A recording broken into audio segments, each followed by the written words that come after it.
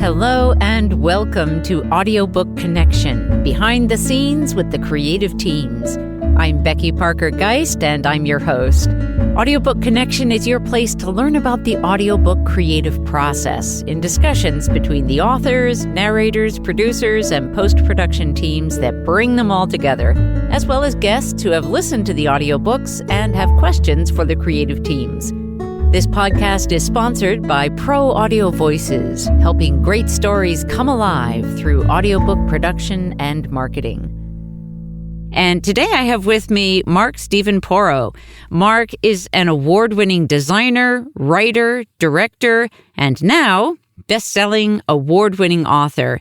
He's written lots of jokes, several screenplays, one award-winning short film, and A Cup of Tea on the Commode, a sad, sweet, and funny debut memoir, which chronicles his multitasking adventures of filling his mother's last years with love, laughter, and joy. Though not always successful, he came pretty damn close. So welcome, Mark. Hi, thank you. It's nice to be here. Let's just start off with the title, A Cup of Tea on the Commode. Tell us about that. That came to me, I guess, through the writing. I originally had something else in mind, and then it seemed to be A Cup of Tea in the Commode came out of a practical thing. So I created a thing called Day of Beauty for my mom because I wanted to return some dignity to her. When I came on board, I felt that a lot of that was whittled away over the years from the people who were supposedly kind of caring for her. So one of the things I did, I knew she loved to go to the beauty parlor. She had 6 kids, but she worked full-time as a proofreader for the largest newspaper in New Jersey. But she treated herself to a weekly shampoo and set and had her nails done at the beauty parlor. And I don't know when the last time she was at a beauty parlor. When she used to visit me in L.A., I used to take her to my friend Stan's Beverly Hills salon where she got the movie star treatment. And I knew she really liked that. And as a kid, I even tried to paint her nails a few times, being a budding artist and stuff like that. And I kind of took a unique approach to caring for my mom, a bit of a romantic approach. So anyway, I wanted to recreate the beauty salon treatment at home. And so while she sat on the commode, because she could no longer walk after this incident, so we had a commode bedside. And while she was on the commode, she also did some multitasking. So on Day of Beauty, I would soak her feet in Epsom salt. So I would shampoo and rinse her hair. And when she was finished, sometimes Mother Nature took a little longer than was comfortable for either one of us. And so one day, kind of as a joke, I said, her favorite beverage was a cup of hot tea with skim milk and no sugar. And I said, would you like a cup of tea while we're sitting? And she said, sure. And it became a hit. So that became part of our daily ritual, not only on Day of Beauty, which was a once a week thing, but every day. And so I thought it was a very unique and not only unique, but a catchy and it came out of a practical thing that came out of caregiving for my mom. So it was it's good, and people seem to like it. I also served as my mother's caregiver at her end of life time. And so I was really moved by some of the stories that you were sharing and very much remember the call that I got. In my case, it was from her directly. But so you shared how your life in Los Angeles was carefree before you received your call about your mother. Tell us a little bit more about your life before that moment and then your relationship with your mother during that time.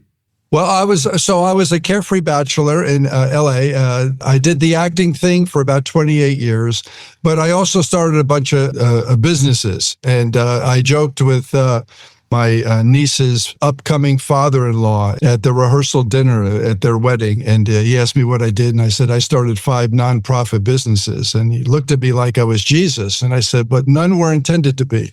And so my latest nonprofit business was to honor my dad. I got this thing in me, and I think it just came out of my upbringing, with my folks and my siblings. I wanted to honor my dad and his snack food. He invented a snack food in 1963. So and nothing really came of it. It became a kind of a family secret, but it was he wanted to keep us away from candy. I think he feared impending dental bills with his 6 kids. So he came up with a way to half pop popcorn. So it was the original half pop popcorn, and he called it Nutrinuts. And we eventually changed the name to Grandpa Poe's Originals because I wanted his name attached to it. And so that's what I was doing for about 15 years. So that was, I think, and I had no kids. I was never married, and no particular relationship at that point. I hope none of the girls I was dating was listening because, yeah. Anyway, I got the call, and as we do, I think with our family, I dropped everything and flew home. And my mom was kind of on her deathbed, and it wasn't anything medical. It seemed to be a desire to get out of this world because she was not happy, and she suffered from bouts of depression throughout her life. But this seemed to be the deepest one that she went into. And I just started. She lived at the house that we all grew up in, and the house was taken over by these people who were. They weren't caregivers at the time. My mom could still walk and function and do things, but she needed help with the household duties and laundry and grocery shopping and things like that.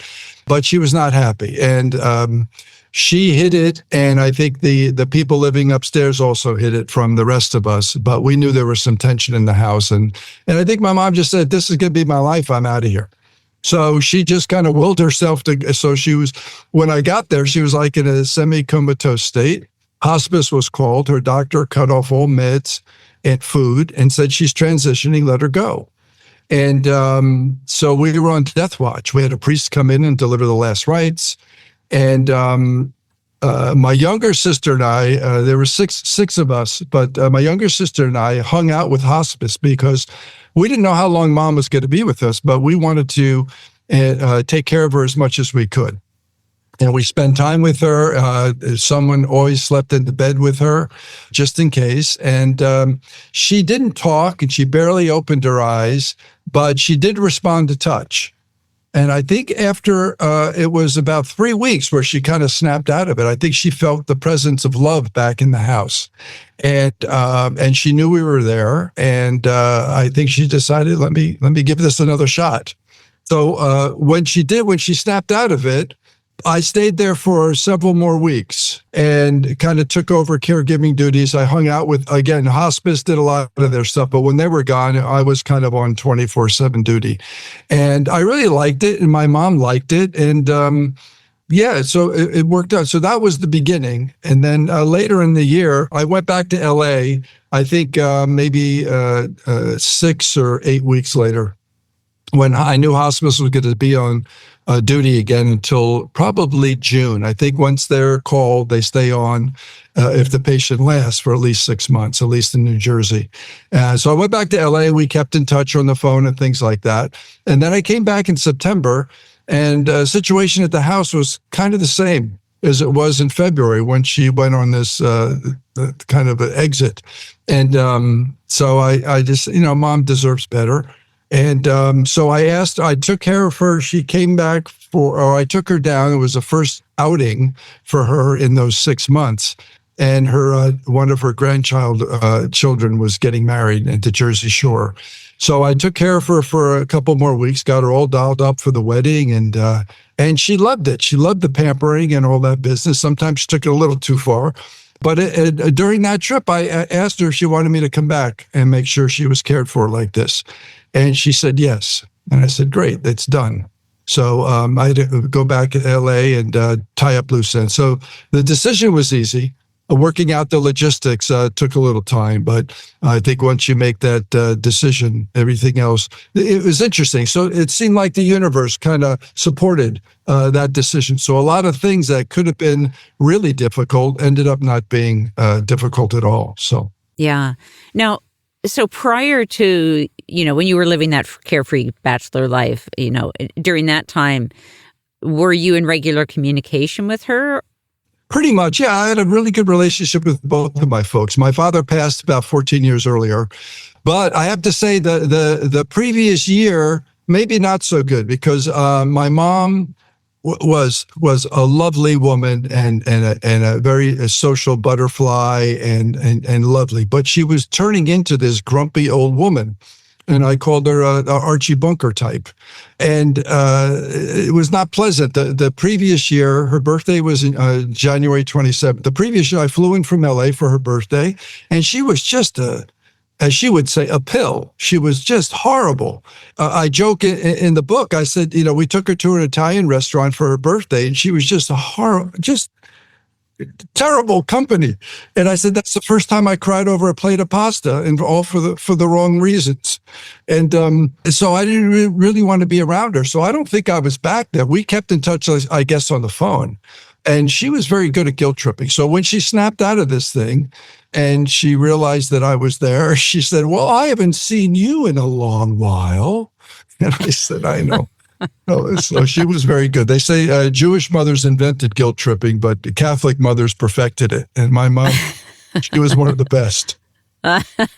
So then when you returned to New Jersey to care for her, how would you describe that dynamic at that point and how that shifted?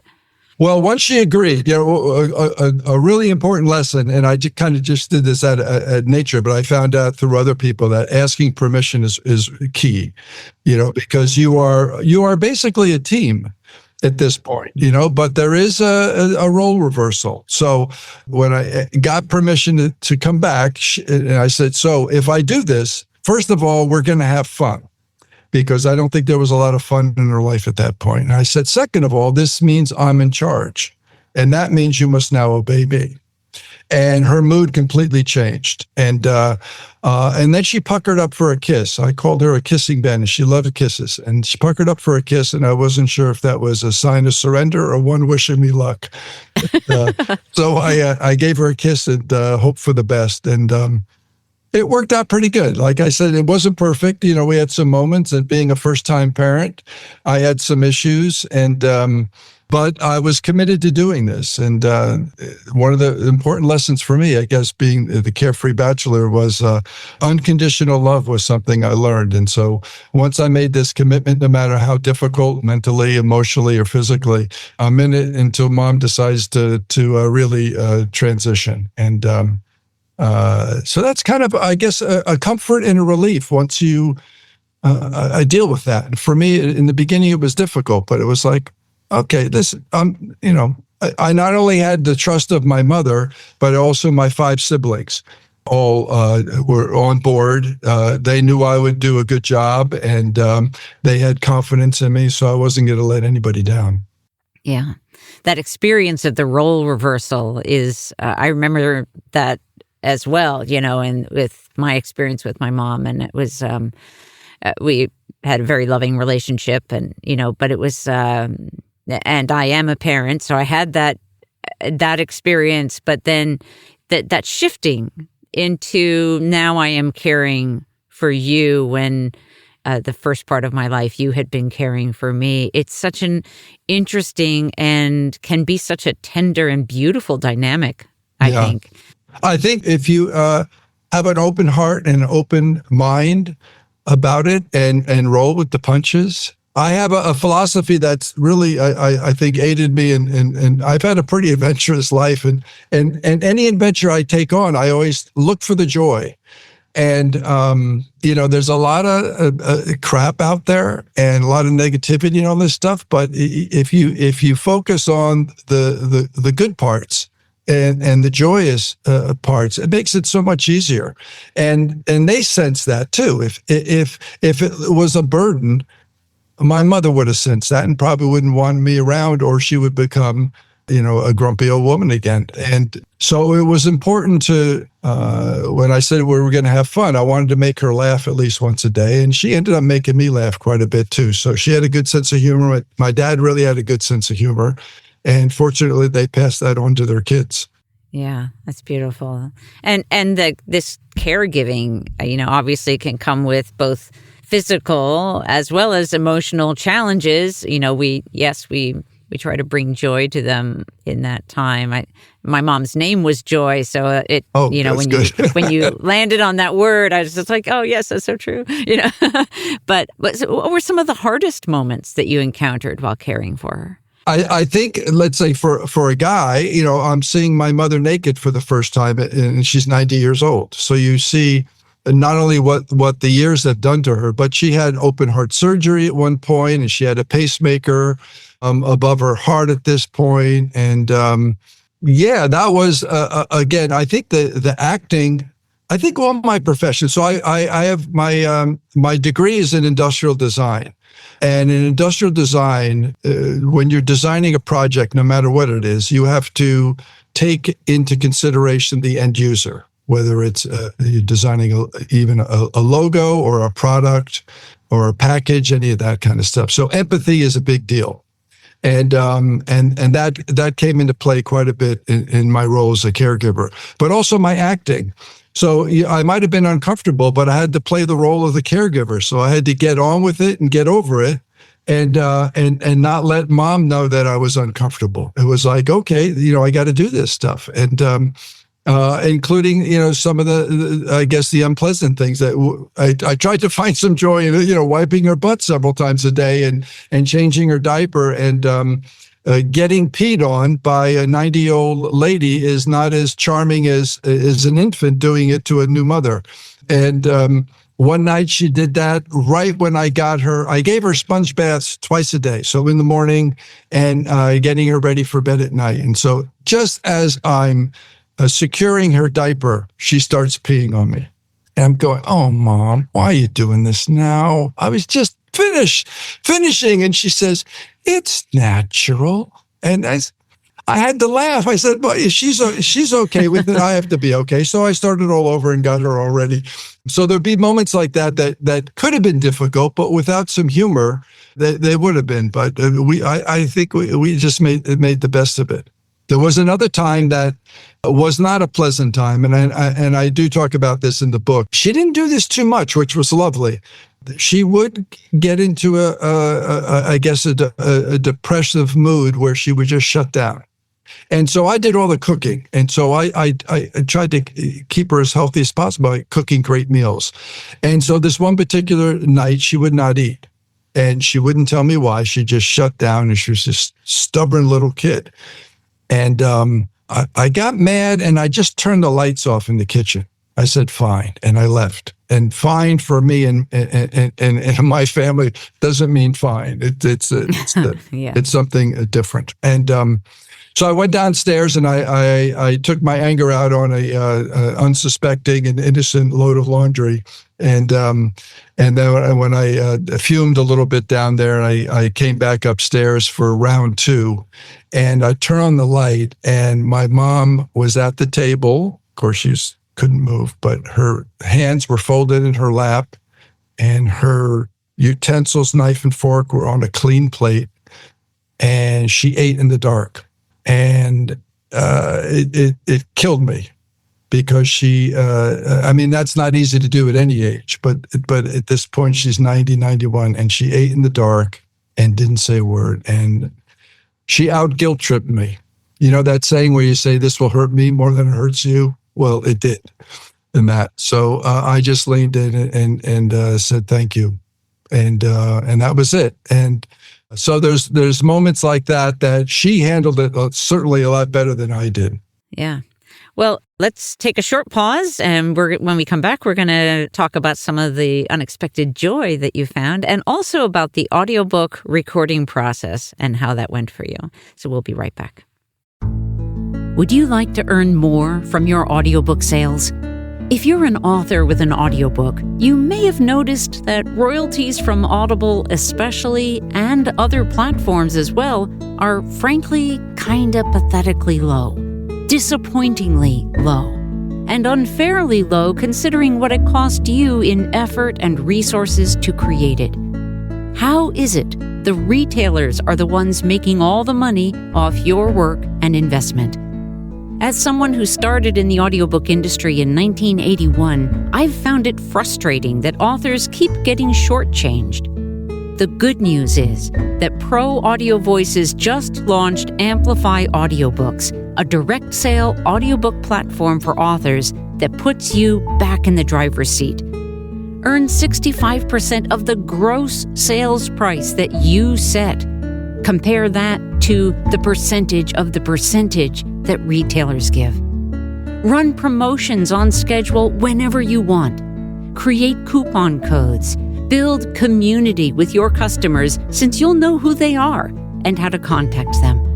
Work with a caring, responsive, supportive team to help you succeed all along the way. Get help with marketing. Get paid weekly. We're helping audiobook authors who are frustrated by painfully low royalties and the barriers that prevent them from managing their own products and customers. Amplify Audiobooks is a direct sale platform that enables authors to earn much higher royalties and have way more control. We're disrupting the audiobook industry by putting authors first.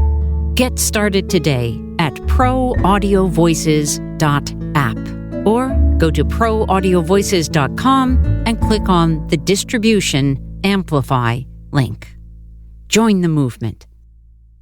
So you talked a little bit about some of the difficulties in caring for your mom and some of the joy moments as well. But those moments of joy and of deep connection, can you share a few instances where you found that unexpected joy in caring for your mother? Well, I have to say the tiny moments. So sometimes at the kitchen table, I would wheel her in for breakfast and for lunch and for dinner, because at that point she was in a wheelchair. And sometimes we just sat at the table and didn't say a word, and we just held hands. And it was beautiful, like she did when this whole thing started. She responded to touch, and it was lovely.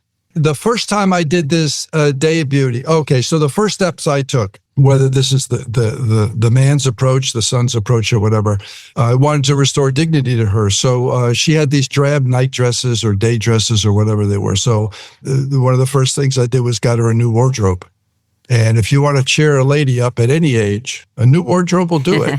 And and it wasn't just her. Everybody who saw her in this, because these clothes were nice, bright colors, crazy, pink and powder blue looked great on her. And I say in the book, and dare I say, one was in sexy black, and her legs were still in great shape. So I bought them on the short side, and she just loved them, and everybody else seemed to really appreciate them. And then I did this Day of Beauty thing that we talked about earlier. But the first time I did it, I thought it was just a nice gesture. And after she was done on the Commode, she picked out her wardrobe, the new wardrobe, and got her dressed and put her in the wheelchair. Then I blow-dried her hair and put it in either a ponytail, or for bonus points, I braided it. I grew up with 3 sisters, so I learned a lot more than put this toilet seat down. So it was very beneficial. And then I did her nails, and then finished it off with some bright red lipstick. And I thought, it's a nice thing. It's kind of like the beauty parlor thing. And then as I was wheeling her from the bedroom into the kitchen, we passed a large dining room mirror. And I parked her in front of that mirror on the way, and she just beamed. And I leaned in cheek to cheek and said, "Who's that pretty girl?" And the effect was amazing. And, I don't know the last time she looked in a mirror. I didn't know the last time she looked in the mirror and liked what she saw. But whatever she saw that day was beautiful, and it was lovely. So I made it a habit in between Days of Beauty too. I parked her in front of that mirror every morning. Who's that pretty girl? And, wanting to feel pretty doesn't go away at any age. And for men too, I remember a couple of days before my dad passed, my sister and I gave him a nice shave, because he was always clean shaven, and I knew that was important to him. So it's unlike me, but this is the French look. This is the so French, and so that was an amazing thing, and the effect not only on her and me, it was infectious. So anybody that saw her seemed to respond in a really positive way. So that was lovely. Right. Now, you've mentioned your siblings, and in the audiobook, you definitely have some very interesting childhood stories of experiences with your siblings. But when you, I'll leave that as a teaser. You got to get the audiobook. Now, when you have one primary caregiver and several siblings, I know that can sometimes become tricky. So with you taking care of your mother, how did you manage the communications, any conflicts, misunderstandings with your siblings? I have to say they were great. They trusted me. I was the only one who was going to jump in and do this full time. So that was part of it. I'm also the tallest kid, so maybe that had something to do with it. But they were great. I had a brother that lived in the same town, and but he was hands off. He did a lot of things around the house, but he was not comfortable doing anything with my mom and my one of my older sisters. So the two middle kids, there's 6 kids. I'm number 5. My youngest sister and I were the ones who were really hands-on and got some joy out of it. My oldest brother lived about 20 minutes away, and he was the one who pretty much stopped in every day that when one of us wasn't there. So this took a lot of burden off his shoulders as well. And so he would come in on, we called it Tuesday nights was Mike's night. So he would cook dinner and then get mom ready for bed. So he kept in practice, even though I was doing all the other days. So that was good. My oldest sister lived in California. And when I had to go out every couple of months to go out to tend to the snack food business, she would come in and fill for me. So we always had one of the kids taking care of my mom. And, but Laurel found no joy in it. And I don't know if that probably stemmed from their relationship growing up. Mom was a lot tougher, as I found out from my sisters, on the girls than she was on the guys.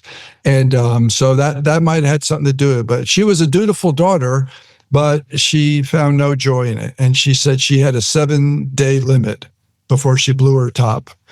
And it was great to know that, because you're being honest. And again, your loved one or the patient will sense that you don't want to be there, or you're not having a good time doing this or whatever. So you gotta, if you're not comfortable with it, don't do it unless it's an emergency or something, because they'll sense it. And if you don't find any joy in it, then do something else or hire somebody who is I guess more qualified or likes doing that that job. But they were great, and there was no, I don't think, any tension whatsoever. My little sister, when she came in to visit from Michigan, I let her help out as much as she wanted to. There was no like, oh, I'm the boss now. It was funny, though, because some of them would say, hey, can I come over today? And it's your house. Of course you can. There's no lock. I mean, we locked the door, but everybody had keys. Yeah, and, it was so they were great, maybe too great. Yeah. Excellent. So let's talk a little bit about the audiobook. You narrated the audiobook yourself, and we have lots of listeners who are authors. Sometimes they're considering that. Tell us a little bit about your decision about you being the narrator and what played into that decision. Well, I was definitely going to be the narrator. I mean, I have a lot of years experience as an actor. But also, it was funny. So when I decided, I couldn't do it right away. So the book was released on Mother's Day. So that was May 14th last year. But it took me, I couldn't emotionally do it. Even though my mom passed some years before, I would get even to a part where it's not emotional. And I'm a crybaby. I have no problem tapping into emotion. And so I said, man, this is going to have to, this will take all my theatrical training to get through this darn thing. And so it was, May, so probably October, I got serious. But I did a lot of research because I had to get new equipment and I had to set up a studio. I have a new bathroom that I made during COVID in my apartment here. So I put up all the foam and all that business. And I had to do it late at night because these buildings are very old and the walls are very thick, but the ceilings, my gosh, you hear everything up there. So I had to wait for the people. I only have one neighbor upstairs. I had to wait till at least 11 o'clock to get started. And then sometimes they would start a dishwasher or a washing machine, and I was done for the night. So it took a lot longer than it should have. So what I did is I recorded as much as I could before, sometimes I'd be working 3:30, 4 in the morning. And then during the day, I would do the editing. And so with the editing, then you realize, oh my gosh, I'm too tired. You can't do that. You got to give it like maybe 3 good hours. So it took some time, but I did a lot of research, and thank God for YouTube. Yeah, I knew this was going to go on Amazon. So when you do Amazon, you got to go through all the ACX requirements and stuff like that. So I started looking into those, and I knew I could do the recordings and stuff like that. But to fine tune it, I decided to hire an engineer because I'm spending way too much time on learning. Not only had to learn new software, but all the editing and all that stuff. And I knew what kind of time it was taking. So I hired an engineer that was supposed to be very experienced. And it didn't work out. And, I asked him because I wanted to, I wrote a song. I've done a lot of, probably about 170 teaser videos, so 1 minute or less videos. So I wrote a song for A Cup of Tea on the Commode. So I have a nice guitar song, and I at the time I didn't have the good equipment, so I had my nephew back in Michigan record that for me. All these videos have this music, so I wanted to incorporate that song into the audiobook. And you've heard that. And then there's some sound of kids with the story that I put in the background and I thought was helpful. And then the teaser about the World's Fair thing. I thought somebody would come in. I think that's public domain, but I'm not so sure. I thought somebody was going to come after me for that one. But I wish I actually did more. But I did produce these things, and this engineer couldn't get it. And then not only couldn't he get it, he decided to record some of my book with his voice. And then you see the difference between someone who knows the story and can connect and someone he had a nice voice, but there was no connection. And I'm saying, well, you don't want to insult your client here. And I didn't say anything, but he just couldn't get the music thing and whatever. So I had to do research. I had to blend in the music and the sound effects and things like that. So that was quite a learning curve. So that was probably the most difficult part. After, I guess, he and I parted ways, I found another great YouTube thing. There's so many different things, the requirements, and you got to have, the DB, this, and I found one that was just very simple. It was just a couple of steps. So I did all the recordings and then ran it through those steps, and it was easy, and all of it passed ACX. I'll have to relearn that all, because I'm writing another book, and when I do that, I'm going to have to relearn all that stuff because it's usually 1 year and gone. But yeah, it was a very fun process, and except for the noise and the length of time it took. But my goal was to get it done by Christmas, and it was out, I think, early or mid-December. So it was perfect timing. Yeah, great. Is there, what would you say was the most surprising thing that you learned in the process of the production? Well, one of the good things is, as you're reading, I read all this stuff aloud anyway, but there were some moments where I'm going, who wrote this? This is a really difficult sentence. This is crazy. So I actually and then I found out from my siblings that I got a couple of facts wrong. So the audiobook gave me an opportunity to correct those. And also, I think I made it a better book because, I had some time to reflect and things like that. And so I did some edits that I think are better. And if I do an updated version of the print book, I will incorporate those things. So those, I guess the most surprising things were, and overall, it's been very well received, and it's won a bunch of awards and all this stuff. But boy, there's some sentences that still, go, who wrote this thing? This is terrible. Great. So where can our listeners find out more about you and your work? If they Google A Cup of Tea on the Commode, it's everywhere. From Facebook and Instagram to LinkedIn to TikTok. I don't do that much TikTok because I really don't think that's my audience, but I did a bunch of TikTok for a while and still occasionally do it. But the website is acupofteaonthecommode.org. It's if you Google that, you're going to find everything about that. And then you can, if they're interested in the Hollywood stuff, that's all, I guess, connected there as well. And the book, of course, is on Amazon, and it's a large print, regular print, ebook, and the audiobook. Great. All right. Well, Mark, thank you so much. This again, Mark Steven Porro, author of A Cup of Tea on the Commode. Thank you so much for being with me today. Thank you, Becky. It was my pleasure. Thanks for joining us for Audiobook Connection, behind the scenes with the creative teams. Please take a moment to subscribe at audiobookconnection.com. The podcast is sponsored by Pro Audio Voices, helping great stories come alive through audiobook production and marketing. Learn more at proaudiovoices.com. Again, thanks for being with us, and please join us next week.